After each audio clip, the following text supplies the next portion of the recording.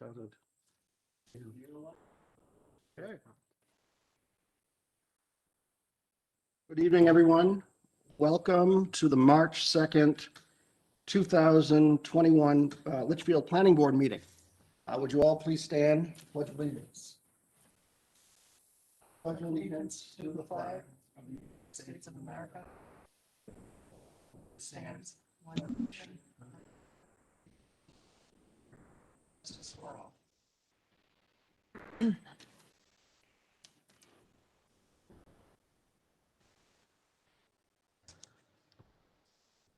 Screen. All right. Appointment of alternates this evening. I believe we have Curtis. Do we have Curtis on the line tonight? Hi, Curtis. Were you sworn in yet as a regular member? Yeah, I got that right before close of town hall today. Congratulations. Welcome aboard. Thank you. So it doesn't look like, I think we have all regular members on, so we don't need to appoint any alternates. Roll call of members present. Michael Proto, Chair. Kate Stevens, Vice Chair.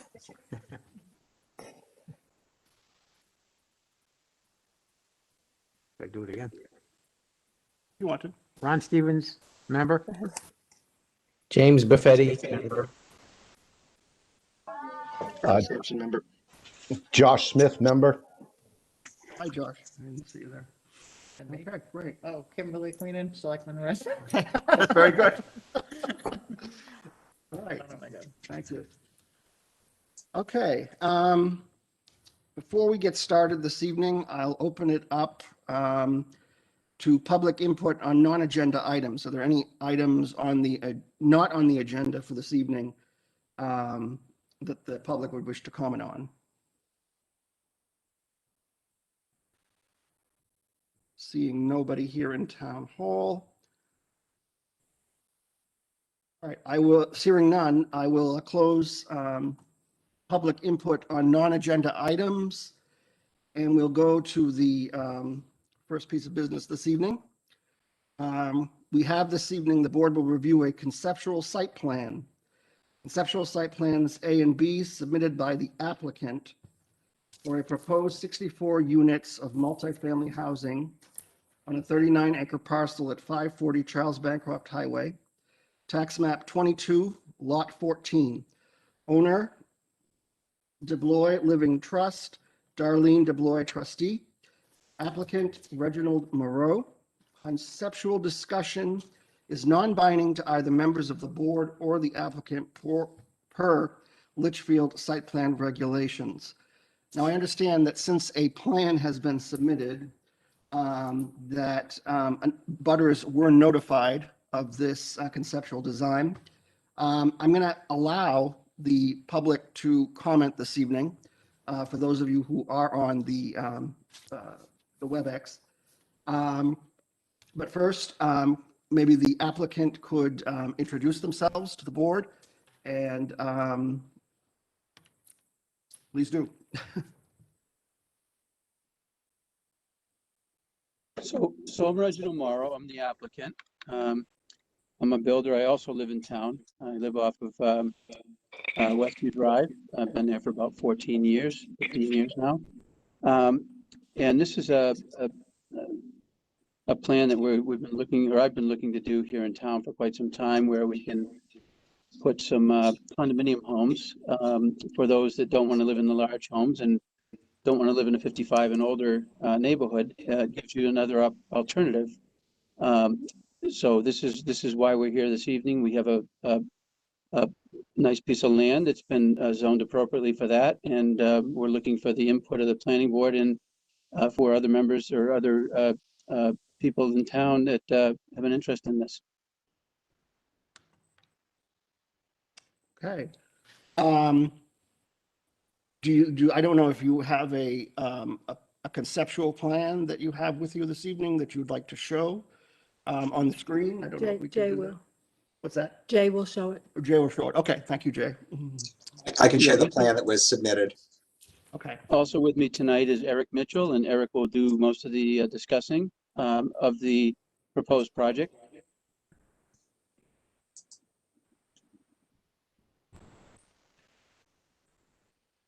Can everyone see? No. Not yet. All right, sorry, I'll try it again. It's okay. If I move over there. See Can what folks see the plan? Yes. All right. Yes, Jane, now. Can it be rotated at all? Well, that's asking me a lot. I know it is.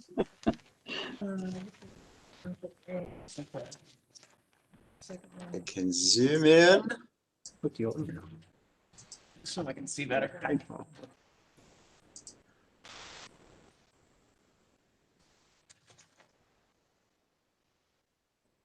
Yeah, I don't think I can rotate it. Okay. I would have to go back, into the PDF, rotate that, and then upload it again. Right. If I'm all right, this is Eric Mitchell. We prepared these plans for Reggie Morrow. And as he had indicated, this is meant to be a multifamily project. The project is in the multifamily overlay district. And the site itself is about 38 acres. We do have a power line down through it. It has frontage on the Merrimack River, and also is adjacent to some town-owned conservation land. What we are proposing to do is build individual units with no more than four units per building. They would be 3-bedroom units. The square footage would be right about 1,500 square feet. We would have a single-car garage in the front. There would be, elevation-wise, it would be 2 stories showing in the front. Then in the back, if we are able to have walkouts, we'll have a walkout basement. But the basement is not going to be very big because the garage slab is above it. So what the proposal is to have the units. Reggie can comment. These may or may not be condominium units. They might be just rental units. And we have 2 concepts for you. The first concept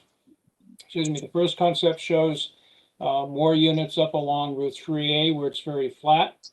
Anybody who's driven down through there knows that there's paddocks and the riding rings and things up in the front.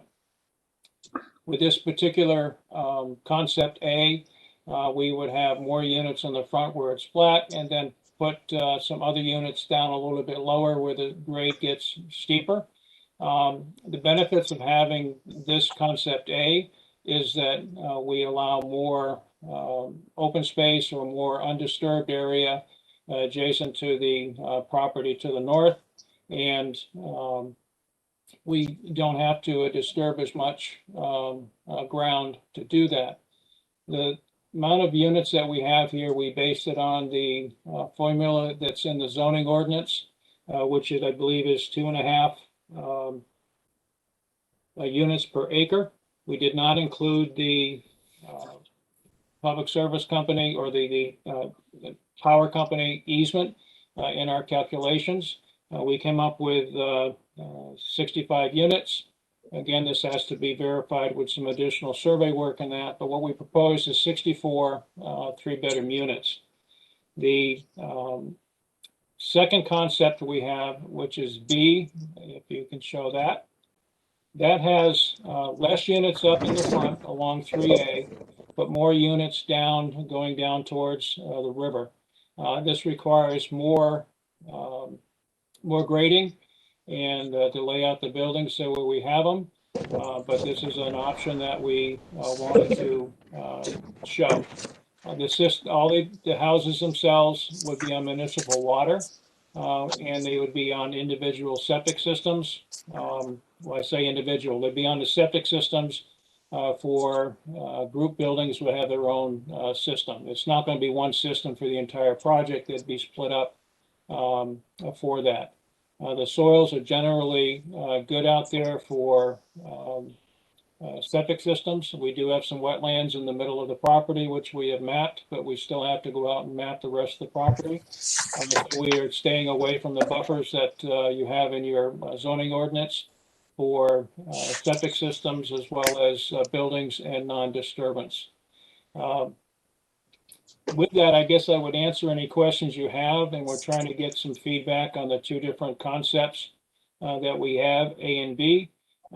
We also have the balance of the property, as you can see where the units are, the balance of the property, that down by the river right now is a cornfield, which is has been in agriculture for many years. There's some other areas underneath the power lines which are either pasture or some fields that are there.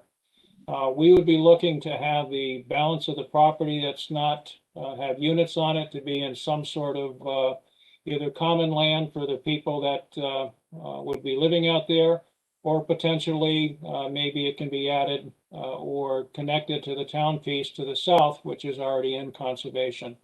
So we'd be looking to have any input on that as well. So with that, unless Reggie has any additional comments, I'll be glad to take any questions anybody has. I'm good for now, Eric. Thank you very much. Does anybody have any questions for as to the conceptual design, I do. A and B? I do. How tall are each unit? Are the units? And Reggie can correct me, but I believe the units themselves are about 24 feet deep and about 34 feet wide.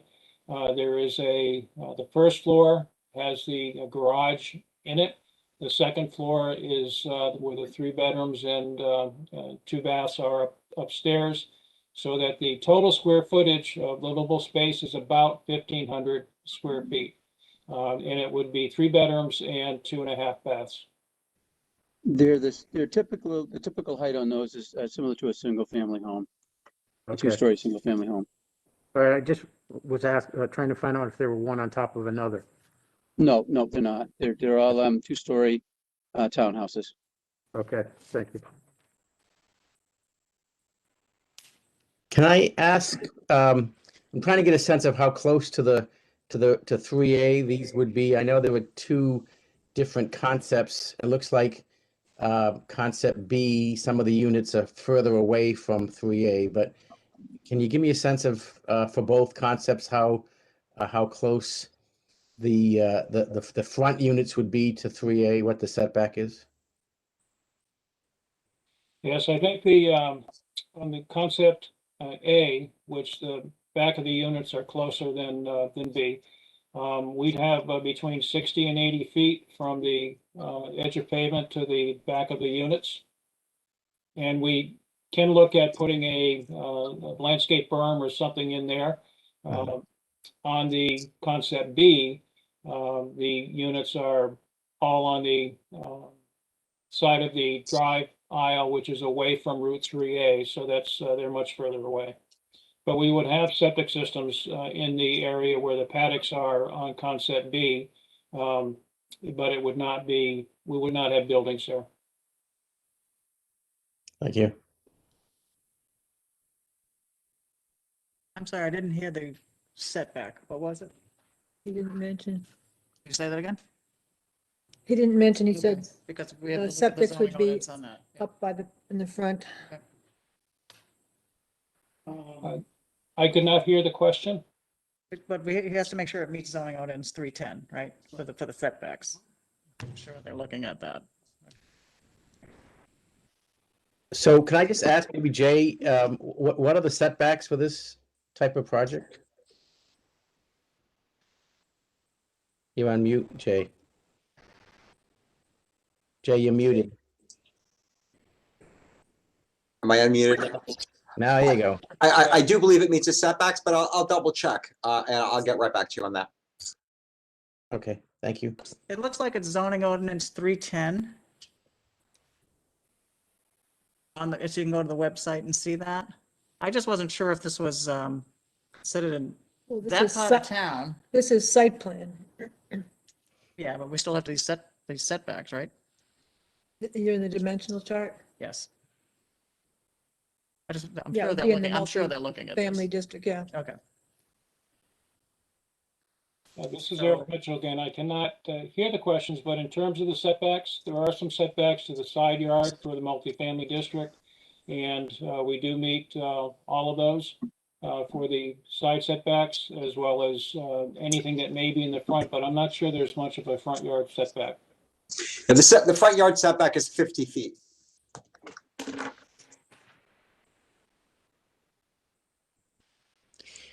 And so do I understand at this point, you're not sure whether there'll be condominiums or there'll be rental units?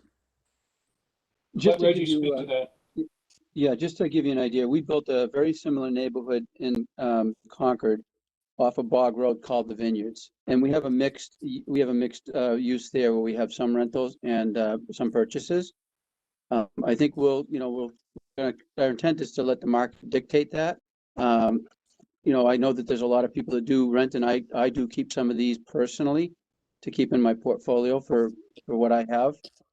So my intent is to have some of these that I will own and will lease. But also we'll be looking at the ability to sell as well.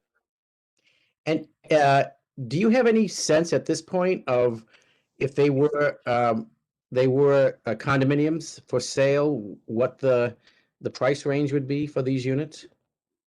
I don't. The only thing I could refer to is I know that the units up in Concord right now are selling in the range of around 300,000. Okay.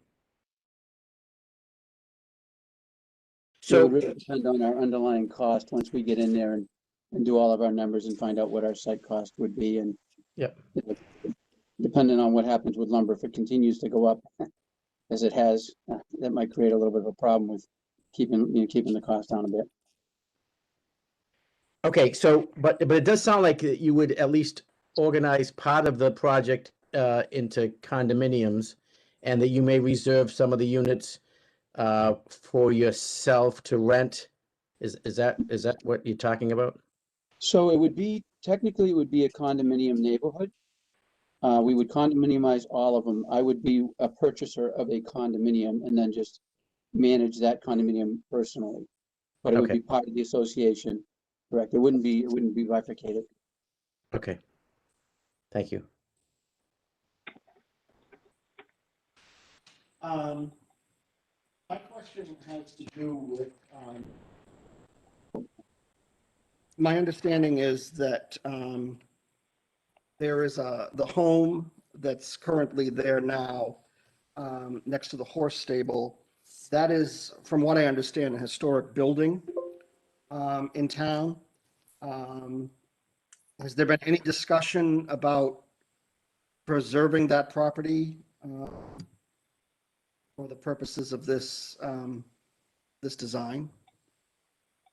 This is Eric Mitchell. Joan had brought that up about the building. She sent me some information on it. I think back in 1987, there was a investigation done which looked at the building, its history, and that. It is not it's my understanding that this is not in a historical building where it cannot be touched. We're not looking to do anything to use the building. If it can be moved, it's something that the applicant is willing to say give to the town. For instance, if it wanted to be moved to the south to the existing conservation area and be able to use there for either a community building or something, that's something that I think Reggie would entertain in allowing the town to move it. As far as utilizing it on site for a common building, Reggie can speak to that, but we haven't really looked at it. I have not been inside the building. I'm not sure what is required for rehabbing or whatever to make it say a community building like that. And perhaps Reggie can speak to it.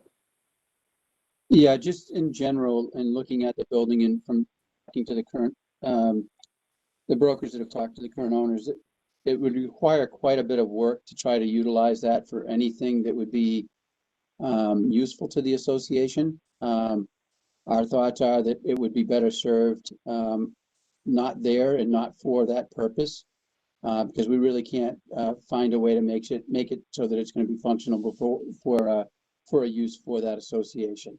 It's really a residential single-family home, and it serves well for that. or if it has historical value, it would, it would serve, for that. But in that location, where it's as close to the road as it is, our thought would be to physically move the building or have it moved so that it's not where it's at. And if the town desires to utilize that down the street just a bit, that would be something we'd be open to. I'm not sure when you first talked with Joan, but we do have a new zoning ordinance, 1040, about the demolition permit. And this would qualify to go to the Heritage Commission to review. I did speak today with a member of the president of the Litchfield Historical Society, and he gave me a quick write-up. But he came up with some ideas like you did as well, but it would really be up to the Heritage Commission. But moving it could be an option as well. But he did give the history of the home. And if you want me to read it, I can, but we don't have to today. Oh, Jay put it on the site. It's on the site. Okay. Oh, no, Yeah, no, I got that's from the 1988 survey. But I have other information on that, so. Okay. Yeah, but he is going to have to go through our demolition ordinance process and then decide if it's historical, cultural, or architecturally significant. And it may or may not be, but it at least has to go through that process. That's our understanding also. The reason that I bring that up, because I think this board is certainly tasked with attempting to abide by or try to abide by or encourage to abide by our master plan. We're, very in tune with the character of the town, which has basically always been agricultural, very rural area. And just to keep that in mind, I think it's important that we recognize that, that's important to the residents of Litchfield and certainly, to their, the way of life here. I think that's something to consider as you move through this process. Whether it be from the building design standpoint, we have a design chapter in the master plan here in Litchfield. I would encourage you to, when you go through this process, to look at it and to consider what's in that chapter. I think we worked on that pretty good in terms of what we want to see for, sort of the community idea. So I think that's important. So, anything that can be helped to preserve the heritage or the quality of the community is definitely encouraged, and we hope that the applicant is at least understanding of that. So. No, we'll definitely look into that. Thank you for that. Anybody have anything else that they want to add? Hey, do you have anything that you want to just say? I have a quick, I have something quick. This is Josh Smith. Yeah, Josh, go ahead. Kim, could you send that other, you have some more information on the historical value or significance of that? Just Could you read send it. that over to the planning I board? can send it. I can read it and I can hand it to you. Do you mind if I read it? Just. It was from the president of the Litchfield Historical Society, who has lived in town his entire life, and his family goes back generations here. So I asked about the Underground Railroad and specifically, and then it moved into the house. He said he always heard that. It was always rumored, but he has not personally ever seen it. He thinks it's far from the river and no collapsed tunnel, but he says it could be true. He said it is a nice, intact 1800s structure from 1870 to 1880, and it might be earlier than that. He believes it's one of the king's grants for the town of Litchfield. It is an historic house, and it was owned by the Corning family. He said when the king used to grant land, it was probably the case that usually a small cape house was built, and then as the family became more affluent, they would build a bigger house on the lot. Then the eldest son would move into the smaller initial home, and when the parents passed away, move into the bigger home. This went on for generations. He says for this home, it may have been that the bigger home was built reusing the wood and stone from the original smaller home to be the materials for the new home. He said it would be a shame to see the old house and old barn lost. It has always been a fixture in that northern part of town. The old house and the old barn should try to be saved, but it's up to the Heritage Commission and the owner to decide that. He also suggested maybe moving it over to the Moores Falls area, maybe a visitor center, community center, town offices. But again, it's going to be what the Heritage Commission, comes back, and then the owner decides what they want to do with the property. If the people that are looking to maybe, demolish this, if you go to our town website and go to Town Department's Heritage Commission, you'll see the process that you'll go through for the demolition permit part, okay?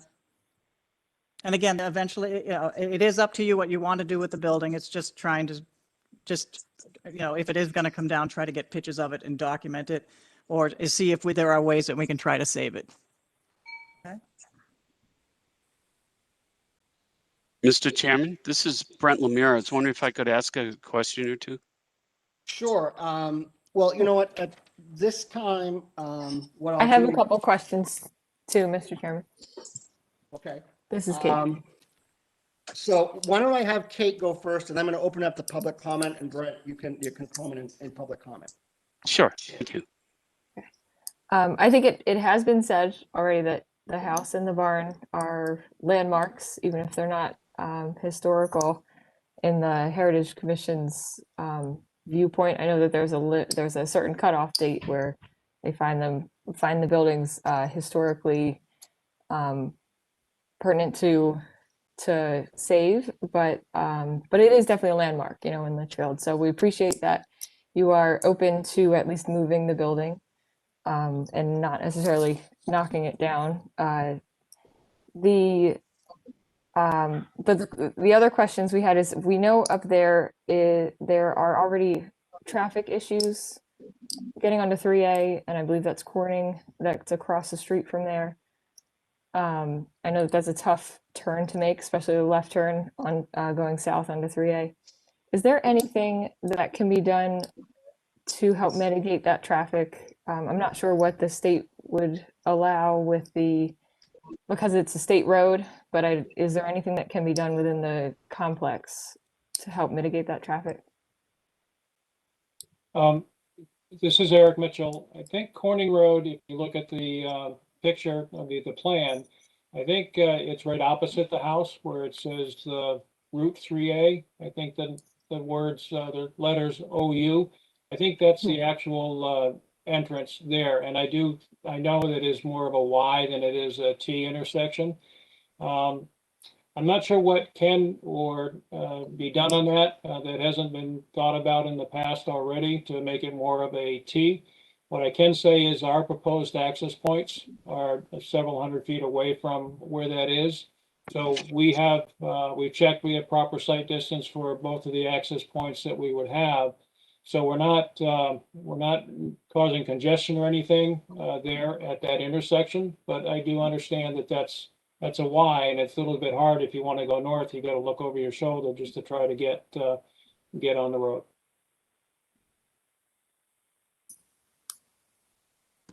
And you said, thank you. I would also say that I know that we do have, because this is a state road, we have to get permits for curb cuts from the state, and that's maybe something else that they might want to look into when we do that. Okay. Yeah, I'd be interested to hear what they say on that. The other question I had was, you said even on your second concept, everything is out of all wetland buffers. Is that right? But not everything has been surveyed yet. Did I hear that correctly? Wetlands in the middle of the parcel. If you look in the main, we have not done the wetlands to the south or looked at that, but we did them in the middle. They've been mapped and they've been flagged, so that in the middle of the parcel, we do have wetlands the buildings are out of the setback, which I think are 75 feet. The septic system setbacks, I believe, are 100 feet, so we would maintain that, so we're out of that. And there's also a non-disturb, and I don't remember off the top of my head if that's 50 feet or not, but we would stay out of the buffers. So in the area where we're adjacent to where we know the wetlands are there, we are going to stay out of the buffers, based on what zoning says you need to do. Thank you. Do you know if the train track remnants run through that parcel? They did, but I'm not sure how far they went. The subdivision to the north, there's nothing that's shown on there for that to be there. We do have, I'm not sure if Jay can show on the plan there, but the cornfield, which is on the western side, which is all very flat, you see some very tight lines that come down through the piece, which are is the extension of that trail. You can see where it is, whether it's a trolley trail or what that is. But I'm not sure whether it still exists there. Physically, you can see that it may have been there, but legally, whether it still exists, I'm not sure that it does. But it only comes up, under the power lines and doesn't head to the north into the adjacent property at all. That's where it kind of naturally ends. Yes, Is what it you're seems saying? like that's where it naturally ends. But that would be one thing that we'd be looking to do if this was either held in common for the project, or whether there was some sort of easement or something with the town, that would be still a nice place to walk to continue to go south into the town-owned property. Okay. And this might not be even plausible because it's along the state road, but would you consider, if permits were granted, building any kind of walkway or sidewalk along 3A to connect to the Albuquerque walkway? I guess we'd have to look to see what the state would like. I can say, at least for the impact of our project, because our road is running parallel to 3A, any foot traffic that's coming from our property would pretty much go out to 3A and would be on our property, would not be a need for a sidewalk for that. But I'm not sure about if there's a master plan or any other thing about additional sidewalks out there. I'm not sure of that. Yeah, in our master plan, we are trying to increase the safety of foot traffic in town. And right now at the north end of Albuquerque, the bike path just ends. The multi-use pathway just ends at Albuquerque. And if this is a large development, which presumably would have, especially young families moving in, I think if you consider it, that we should look into seeing if we can get that to connect to allow safe passage from these homes to be able to get to that main throughway through the south part of town. Okay. And that was all I had. Thank you very much. Okay, great, thank you. All right, at this time, I'm going to, normally with a conceptual design, we don't usually open up to public comment, but because the butters have been notified, because the plan has been submitted, at this time, I'm going to open it up to public comment. Are there any members of the public who are on the WebEx this evening who would like to comment on this, this conceptual? Yes, Mr. Chairman, this is Brent Lemire. Good evening. Hi. Thank you. Good evening, everyone. I'd like to make a comment and then just ask a couple of questions. I live at 547 Charles Bancroft, which is directly across from your northern access point to your development. And my comment is that at first, I'm only going to ask you I've been in my house for almost 40 years. And my neighbors to the south of me have been in longer than I have. And I would only ask members of the board and the applicant to understand our position that for 40 years, we've had a beautiful view of a wonderful suburban or rural horse farm and trees across the street from us. The trees provide shade, they provide a buffer The trees right now allow us not to be able to see the St. Gobain plant that has caused us numerous problems in our town. I'm only concerned because after, when you cross the city-town line coming towards here, you have a beautiful view of farmland and a horse farm. When this was presented, it's just put yourselves in our shoes, all of a sudden having to look at multi-unit housing directly on 3A instead of the nice buffer that we've been able to look at all these years. Your second plan at least somehow addresses it when you move it back off 3A. I would really ask the board to have them move it into the property as far as you can to get it off 3A so that we can retain some of the character of Litchfield. This would not really do that. I would also ask that if there's any way to move that access points, because every vehicle is going to be going to be having headlights in the window every move I make. I'll be looking at headlights coming out of it. I know it's a selfish thing, but I do have to mention that. I also ask if you have done a traffic study yet. I mean, the traffic on that road is become, compared to years ago, it's sometimes I have to sit in my driveway and wait for 40, 50 cars to go by in the morning before we pull out of there. In addition, in the construction months, the dump trucks from the asphalt plant and the paving and the gravel pit, we have 40 to 50 dump trucks an hour going by our house. So anybody living north of Corning Road are subject to all of the cars from Hudson, Litchfield, and Londonderry going towards Manchester or towards the access road. Anything you could do to lessen the impact on us, especially creating a buffer and moving the access road, we would certainly appreciate. And that's all I have. Thank you. Thank you. If anybody else from the public on the WebEx this evening would like to comment regarding the conceptual design. We had that one letter Yes. that I sent you. Right. So there was a letter that was submitted to the planning board. I'm going to read it into the record this evening. This is from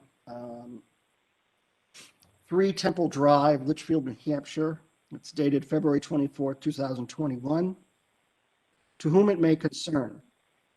My name is Thomas, and I hope I'm spelling this correctly, Campagna, and I reside at 3 Temple Drive, Litchfield, New Hampshire. I am also the owner of the property. I am in receipt of the abutter notice for the remote meeting, the Town of Litchfield Planning Board scheduled for March 2nd, 2021. This letter is to inform you that I strongly oppose the proposed development next to my property. This proposal comes as a direct invasion of my rights to quiet enjoyment of my property. I am an officer with the United States Customs and Border Protection, and I work at Logan Airport in Boston. I have 31 years of government service, with the last 19 years with Customs. When I purchased my home in December of 2011, I chose the location in Litchfield, New Hampshire, because it was a quiet, peaceful location and was nowhere near any multifamily housing or apartment buildings. It was a very nice cul-de-sac. I commute into Boston every day, and I've looked forward over the past decade to coming home to 3 Temple Drive. I could have easily gotten a place closer to work, but I struck gold when I found this home, and I would like to keep it this way. I would appreciate this letter be read into the record during your March 2nd, 2021 Planning Board meeting. Thank you sincerely, Thomas Campagna.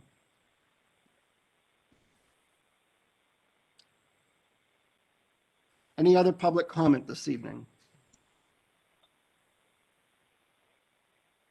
Chairman, Peter Ames, if I could. I'm sorry? So Peter Ames, if I could be recognized, I'd love to comment. Yes, absolutely. Great. Can you Thank say you. your name and your Sorry. address? For sure. Peter Ames, 21 Moose Hollow Road. Just a quick comment, and first one to just express my appreciation for everybody involved in this process. I think there's been a lot of thought on all sides for this proposal. I just want to express my support for the development. I think that this would be an asset to the town, provide options that are needed in the community, and would be really valuable to our town. So I don't have a preference on the design or anything like that, but I think the overall concept would really be an asset to the town. So just wanted to throw that view. Thank you.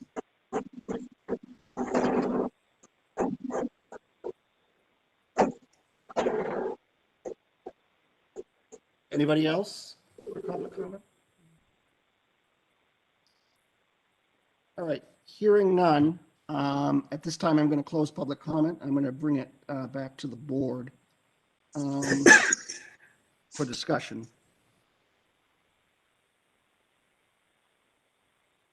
Does anybody have anything that they wish to add or? Mr. Chairman, I'm happy to make some comments if you're open to them. Sure. So Jay, yeah, I was just gonna, that was my next segue. I was gonna ask you if you had anything that you wanted to add. Jump the gun. I'll wait and make sure that the board members have their say. Oh, sounds silent, so I think you're okay. I just have a few comments. Overall, to me, the biggest concern is the visual impact from 3A.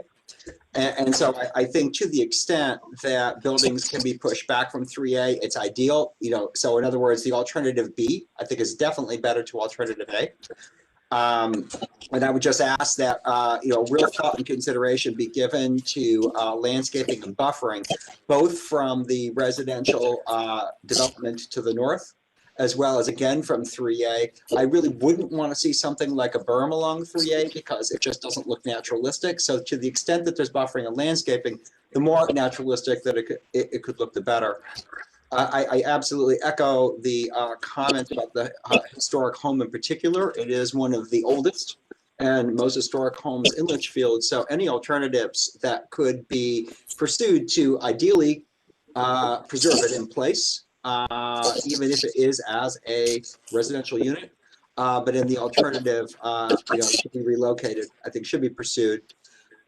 With the balance of the land, certainly I think it would be preferable to see a conservation easement to the benefit of the town be granted as opposed to common land, although obviously that's the prerogative of the developer.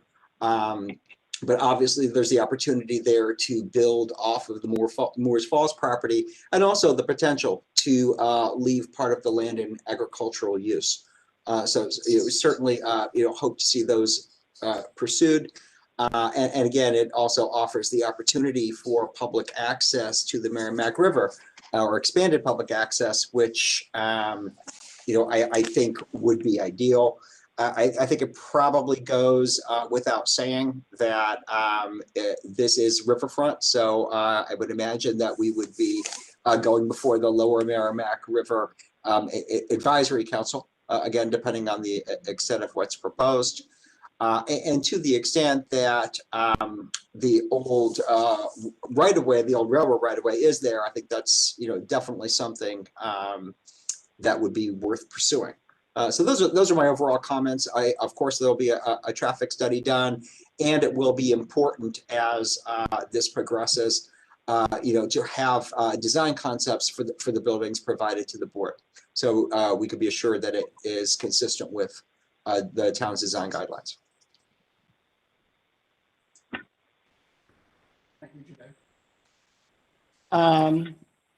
So yeah, I mean, I think I would definitely encourage the open space development concept for this. Personally, I like concept A over concept B, but if maybe some of the board members feel differently. But any way to conserve open space, to conserve agricultural or forestry or whatever, is always encouraged. And if there is a way to, to preserve the historic building that is on that property, that is something I would also encourage as well. And I would also, encourage the applicant to reach out to DOT, because this is a state road, and maybe start those conversations now than later, to see about traffic impacts on this road, and perhaps, what you guys need in order to satisfy the DOT standards or whatever. So that's something I would, encourage you to do. And finally, landscaping, and as I said before earlier, the quality of life. I think tonight you've heard from, folks in town, that Litchfield, I think, is, to them, is a special place. They came here for a reason. They live here now, and, this is their home, and to just keep that in mind, that this is an area that for some people, the quality of life does matter. And it's clearly important to keep that in mind and to make sure that the design and the concept and the purpose of the land and how it's going to be constructed and all that stuff, that really is important. And it's certainly important to this board and how, and to the people of Litchfield. So that's all I have to say on that. Does anybody have anything else that they want to ask the applicant? Mr. Chairman, can I just ask a quick question? Yeah, go ahead, James.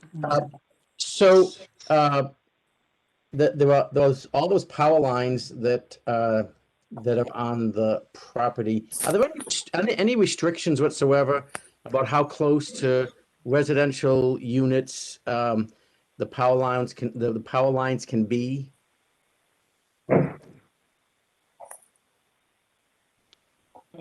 This is Eric Mitchell. I do not believe that there is a restriction for that. And also with these particular lines, we are in contact with the power company who has them. I believe the land underneath the power lines can still be used as it is now, with whether it's farming or fields or things like that. The one thing I would also like to point out is that the lines that are there, they're very tall.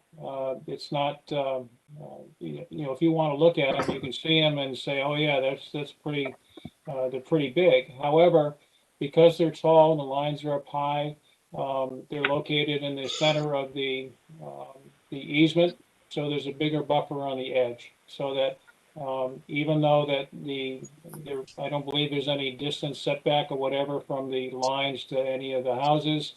The edge of the right-of-way is quite a distance away from the lines on where the poles are. Okay, but it does look like in Plan B that some of the units get closer to the power lines than in Plan A. Is that right? Yes, I think, yes, they do a little bit. Okay. Okay, so I would just I would support a lot of the comments that were made by Jay and by the chair. I actually think that the Plan B is better for some of the reasons that were stated here tonight in terms of the impact on the abutters, and also the visual impact on 3A. I think that's a valid concern. I would also say that I think the traffic concerns there are not insubstantial.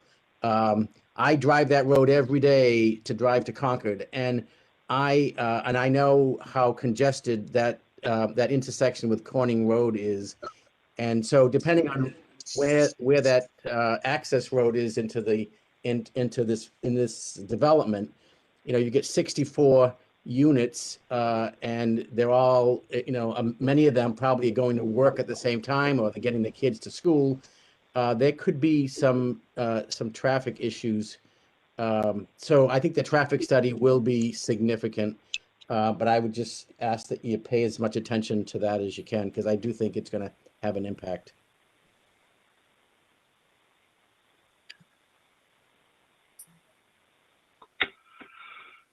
I pretty much agree with everything you just said, James.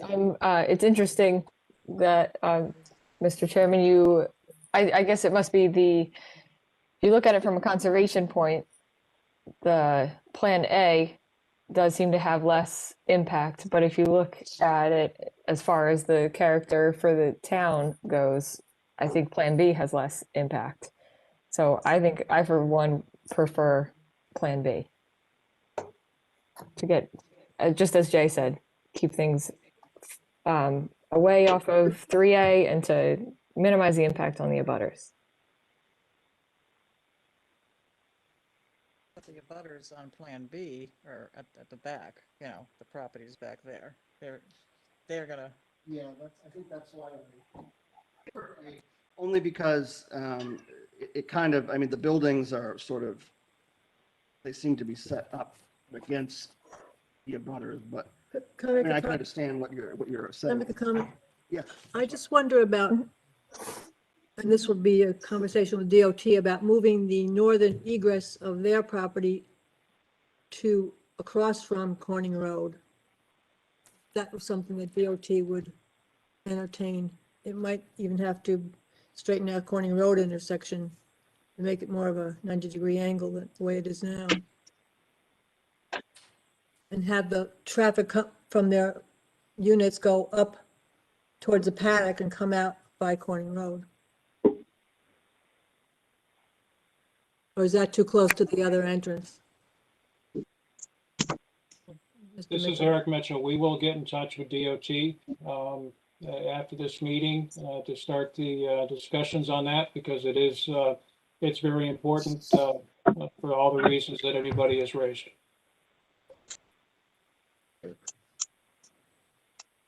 I think that's probably a good idea, because I think certainly traffic is going to be an issue. It already is, because you see how many people hit the wall already? There's so many car dents in that wall on that property right now. That little stone wall. Okay, yeah. So I'm just saying it already is an issue before this. Yeah.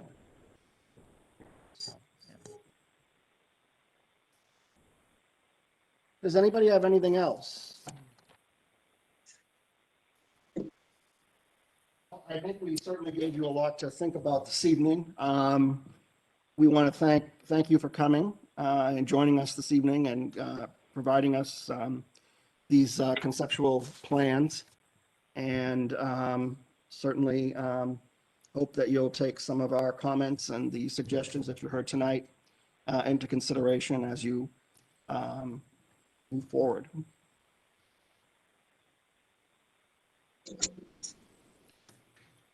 Thank you. Thank you. And certainly, you know, I think it's important, as I said, just to reiterate that it is important, I think, to take a look at our master plan and certainly our design chapter, and certainly looking at this from the concept that, you know, we are, Litchfield is, I think, unique in the sense that we have a lot of the agriculture still, we have a lot of the forest land. And I think people like that. I think that's the reason they come to Litchfield, is because there's sort of a rural character that they would like to see. So I think that's going to be important. So, but we shall see.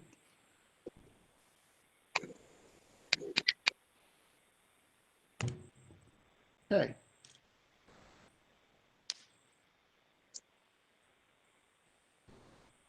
I'd like to thank the board for their time.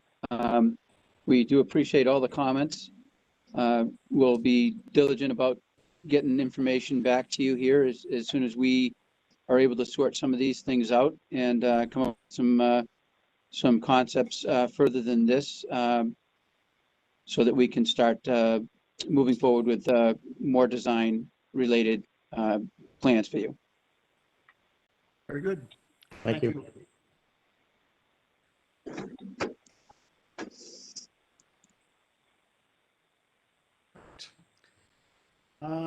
Moving on, committee reports. Are there any reports of any committees? Did you want to? Gotta find them. Tim? There we go. Well, the Heritage Commission meets March 9th, but that's also voting day, so it's probably going to be moved to April 13th. And that the meeting information will be on the town's website. NRPC Commissioner meeting is March 17th. The information will be on their website at 7 p.m. Is that WebEx Zoom? It's usually remote, yeah. Let's see. I think from the Board of Selectmen, we had the Pat Jewett Volunteer Award slideshow last night. That was very well. And wanted to thank Laura Gandia and Robert Fay for all their work on that. I think that's all I report right now. Thank you. Conservation Commission will meet on Thursday here in Town Hall, 7 p.m. The Lower Merrimack Local Advisory Committee Zoom meeting is this Thursday also at 7 p.m.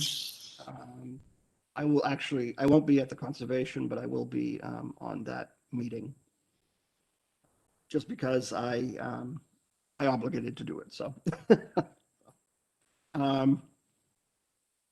and the voting is coming up on March 9th. And I believe after voting, we have our first capital improvement committee meeting. Be scheduling that soon. Approval of minutes of the February 16, 2021 meeting. If anybody have an opportunity to take a look at those, do you have any questions, concerns? They look fine to me, Mr. Chairman. Okay. If so, I would entertain a motion to approve them. So moved. Second. I have a motion, I have a second. Do I have discussion? All right, all those in favor of approval signify by saying aye. Aye. Aye. Those opposed, abstained? Okay, motion passes. 1, 2, 6, 7, 0, 0. Okay.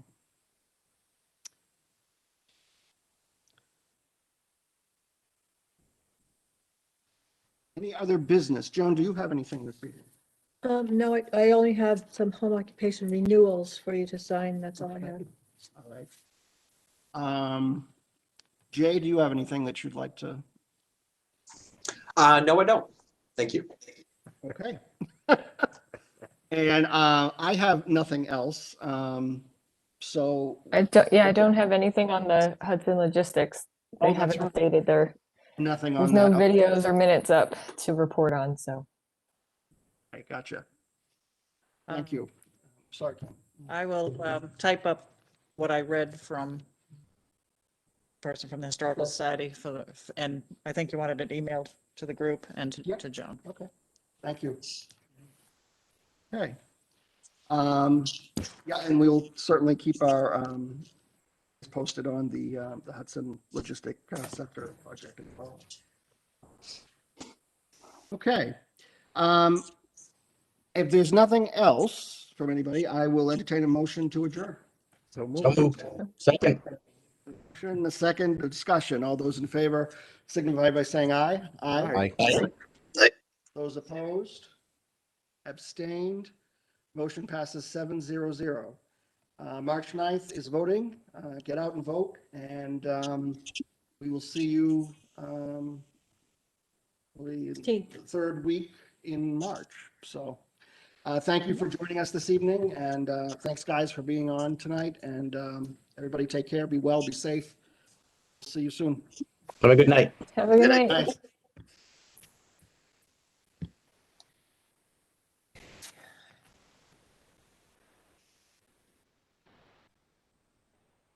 It's an easy meeting tonight.